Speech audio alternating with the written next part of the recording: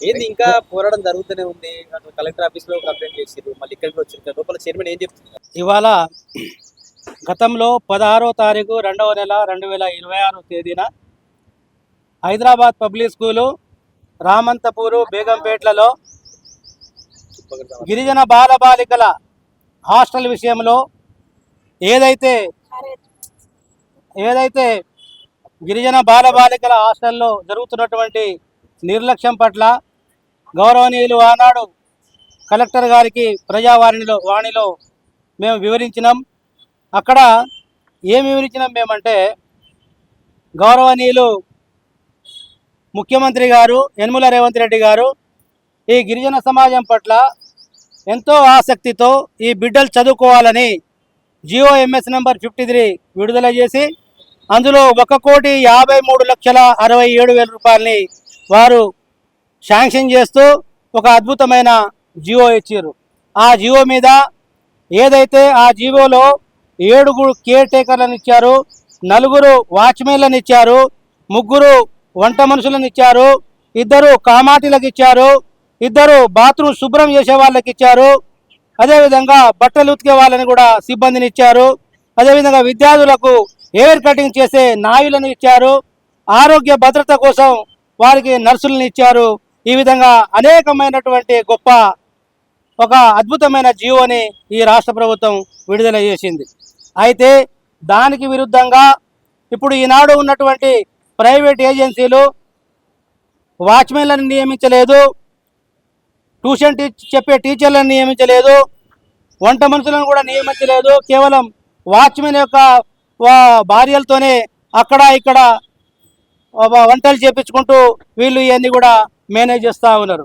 ఈ విషయాల్ని అదే కాదు, విద్యార్థులకు సెలవు దినాలలో ఆదివారము శనివారము సెలవులు వస్తే అప్పుడు ఆ సెలవు దినాలలో ఈ పిల్లలకు 2 గంటలకు మధ్యాహ్నం భోజనం పెడతా ఉన్నారు, 9 గంటలకు రాత్రి భోజనం పెడతా ఉన్నారు.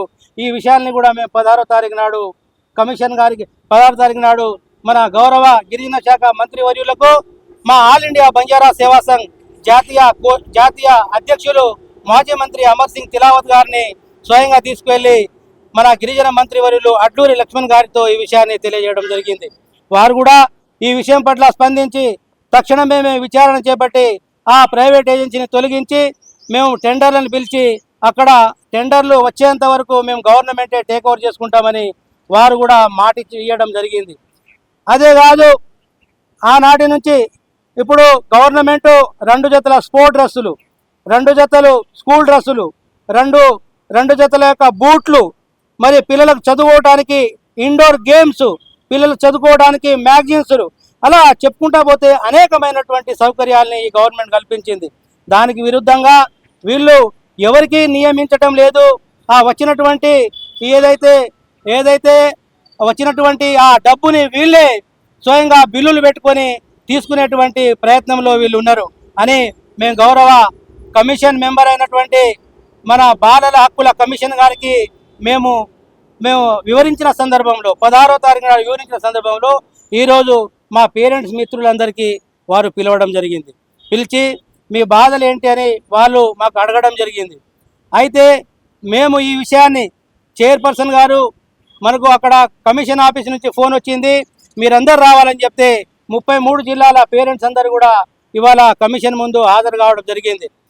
అయితే వారు కేవలం నన్ను మాత్రమే లోపల పిలిచి మిగతా పేరెంట్స్ అందరినీ బయట ఉండాలని చెప్పేసి రిస్ట్రిక్షన్ చేసి నన్ను ఫస్ట్ లోపల పిలిచి, మీరు ఇలా చేయకుండా, మీరు ఇప్పుడు గవర్నమెంట్లో బడ్జెట్ లేదు, మీరు దీన్ని సహకరించాలా, మీరు ఇలాగే నడుస్తుంది, పల్లె వాతావరణంలో బాత్రూమ్లు లేకపోతే మనం బతకలేదా, లేకపోతే మనకు గురుకులాల్లో చూస్తే ఎప్పటిదాకా కూడా సరైన వాతావరణం లేదు కదా, అలా మనం బతకలేదా, మీరు దాన్ని అడ్జస్ట్ కావాలని చెప్పేసి గౌరవ చైర్పర్సన్ గారు మరి అక్కడ కూర్చున్నటువంటి కమిటీ వారు నన్ను చెప్పే ప్రయత్నం చేసినప్పుడు నేను కూడా ఒక పేరెంట్నే అని చెప్పేసి ఈ విషయాలన్నీ కూడా మీరు పేరెంట్ల ముందు చెప్పాలా అని చెప్పేసి నేను వారికి చెప్పడం జరిగింది.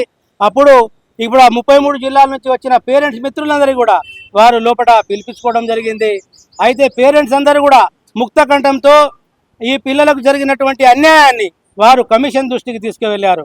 ఏమని, ఒక పాప భవ్యశ్రీ అనే అమ్మాయికి వాళ్ళు స్కూల్లోనే వదిలిపెట్టి వస్తే ఆ పాప 4 గంటల సేపు దొరకలేదు. అదేవిధంగా ఒక 9th క్లాస్ అమ్మాయి ఆ పాపకు పరీక్షలు రాపించడానికి వెళ్ళినప్పుడు ఆ పాప ర్యాపిడో బైక్ల మీద ఆ పాపను పంపడం జరిగింది. అదేవిధంగా ఇలా కొంతమంది పిల్లలు పరీక్షలు రాసేటప్పుడు ఆర్టీసీ బస్సులలో ఆ పిల్లల్ని పంపడం జరుగుతూ ఉన్నది. ఈ విషయాలన్నీ కూడా కమిషన్ దృష్టికి మేము తీసుకెళ్ళినాం. అదే కాదు, సీసీ బస్సులని వీళ్ళు ఫిట్నెస్ లేని సీసీ బస్సులతో ట్రాన్స్పోర్టింగ్ చేస్తూ ఉన్నారు. నేను అంటా ఉన్నాను ఏంటంటే, ఇది చట్టపరంగా ఇది తప్పు అని నేనంట. ఎందుకంటే స్కూల్లో హాస్టల్లో చదువుతున్నటువంటి పిల్లలకు స్కూల్ బస్సులే వాడాలి తప్ప ఫిట్నెస్ లేని సీసీ బస్సుల్ని వాడకూడదని చెప్పేసి చట్టాలు చెప్తున్నప్పటికీ కూడా వీళ్ళు నిమ్మకు నీరెత్తకుండా వాళ్ళు ఇవన్నీ చట్టాలను కాలరాస్తూ ఈ యొక్క సీసీ బస్సులు ఫిట్నెస్ లేని పాత బస్సులతో ఈ పిల్లల జీవితాలతో ఆడుకుంటున్నారని మేము గౌరవ చైర్మన్ గారి దృష్టికి తీసుకువెళ్ళినాం. అయితే ఈ విషయాలన్నీ కూడా గౌరవ చైర్మన్ గారు విన్న తర్వాత వారు అలా కాదు, దీన్ని మీరు 4 రోజులు ఇది చేయాలా, కొంత సమయం తర్వాత దీన్ని మేము సర్దుముఖం చేస్తాము అని వారు మమ్మల్ని సర్దు చెప్పే ప్రయత్నం చేశారు. కాబట్టి నేనేమంటున్నానంటే, గౌరవ ముఖ్యమంత్రి గారికి తమరి ద్వారా తెలియజేసేది ఏంటంటే, అమ్మా చైర్మన్ గారు, మీరు మంచి సహృదయంతో కలిగినటువంటి గొప్ప చైర్పర్సన్గా ఈ రాష్ట్రంలో పేరుంది మీకు. మీరు ఈ పిల్లల పట్ల ఈ పిల్లలకు న్యాయం జరగాలంటే మరి కేవలం ప్రైవేట్ ఏజెన్సీల తరపునే మాట్లాడకుండా మీరు ప్రతిదానికి కూడా సర్దుకోండి. ఈ హాస్టల్ వెళ్ళిపోతుంది, ఇంకా ఇప్పటికిప్పుడు ఎవరు రారు, కాబట్టి ఇంకా 2-3 నెలలు మీరు ఉండండి, అక్కడ ఇప్పుడు మన టెండర్లు పిలిస్తే ఎవరు రారు అని ప్రతిసారి కూడా ఈ ప్రైవేట్ ఏజెన్సీ వాళ్లకు వెనకేస్తూ మాట్లాడటము చాలా సరి అయిన విషయం కాదని చెప్పేసి ఈ సందర్భంగా తమరికి నేను అప్పీల్ చేస్తా ఉన్నా. ఎందుకు మా గిరిజన బిడ్డలంటే మీకు అంత నిర్లక్ష్యం అని కూడా ఈ సందర్భంగా మీకు తెలియజేస్తా ఉన్నా. మేడం గారు చైర్పర్సన్ మేడం గారి పేరు సీతా దయాకర్ రెడ్డి గారు. వారు ఈ విధంగా ఈ ప్రైవేట్ ఏజెన్సీని వెనక వేసుకొని వచ్చినట్లుగా వారు మాట్లాడుతూ ఉన్నారు. మేడం గారు మీరు అలా చెప్పడం సరి అయింది కాదని చెప్పేసి మీరు ఈ వెంటనే ఈ యొక్క పిల్లల యొక్క జీవితాల్లో వెలుగు నింపడానికి ఒకటైతే ఏదైతే పాత ఫిట్నెస్ లేని సీసీ బస్సులు ఉన్నాయో అవి మీరు నడపకూడదు, కేవలము ఈ పిల్లలకు స్కూల్ బస్సులు మాత్రమే నడిపించాలా. రెండవది, ఇలా నిర్లక్ష్యంగా వహిస్తున్నటువంటి ఈ యొక్క ఏదైతే ఏజెన్సీ ఉన్నదో దాన్ని వెంటనే తొలగించి ఈ పిల్లల జీవితాల్లో వెలుగు రావాలని వెంటనే తొలగించేసి మీరు ప్రభుత్వమే దీన్ని టేక్ ఓవర్ చేసుకోవాలా. అదేవిధంగా ప్రభుత్వం టేక్ ఓవర్ చేసుకున్న సందర్భంలో అక్కడ గతంలో హైదరాబాద్ పబ్లిక్ స్కూల్ రామంతపూర్ బేగంపేటలో శాశ్వతమైన హాస్టల్ బిల్డింగ్ భవనాలు ఉండేవి. అయితే ఇలా జరగకుండా ఉండాలంటే ఆ శాశ్వతమైన హాస్టల్ భవనాల్ని కట్టించాలా. ఎందుకు నేను అంటున్నానంటే విషయము, ఇప్పుడు అద్దె భవనాలలో 66 లక్షల రూపాయలు మనం కిరాయి ఇస్తూ ఉన్నాం.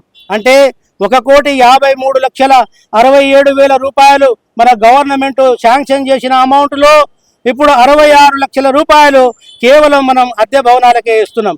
అదేవిధంగా ₹1,00,000 ట్రాన్స్పోర్టేషన్కి ఇస్తున్నాం, అంటే 12 లక్షలు. అది 60 లక్షల రూపాయలు, ఇది 70 లక్షల రూపాయలు ప్రతి సంవత్సరం ఈ బిడ్డల మీద ఖర్చు చేస్తున్నాం.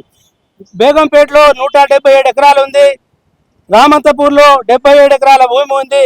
అక్కడ ఒక 2 ఎకరాల భూమి, ఇక్కడ ఒక 2 ఎకరాల భూమి ఇచ్చి అక్కడ ఒక ₹1 కోటి, ఇక్కడ ఒక ₹1 కోటి ఇచ్చి అక్కడ శాశ్వతమైన హాస్టల్ భవనాలు కట్టిస్తే ఈ సమస్యలన్నీ కూడా పోతాయి కదా. ఇవన్నీ మీరు సంవత్సరానికి 80 లక్షల రూపాయలు ఖర్చు పెట్టి ఇలా 50 సంవత్సరాలు 100 సంవత్సరాలు ఇలా కోట్ల రూపాయలు ప్రజాధనాన్ని వృధా కాకుండా ఉంటుంది కదా అని మేము మా పేరెంట్స్ మిత్రులందరం కూడా మీకు తెలియపరుస్తా ఉన్నాం. అక్కడ స్కూల్ పిల్లలు తినే ఆహారం దగ్గర కుక్కలు పెంపుకుంటూ ఆధారాలు చూపెట్టారా, ఏం చెప్తావు? మీరు తప్పగా అడిగారు కదా. ఏదైతే అక్కడ ఈ ప్రైవేట్ ఏజెన్సీ వాళ్ళ నిర్లక్ష్యం ఉంది, మీరు కుక్కలు అన్నారు కదా, ఇక ఇక్కడ వచ్చేసి ఇవన్నీ కూరగాయలు ఉన్నాయి. ఇవన్నీ కూరగాయలు ఉన్నాయి. ఈ కూరగాయలలో హాస్టల్ సిబ్బంది యొక్క కుక్క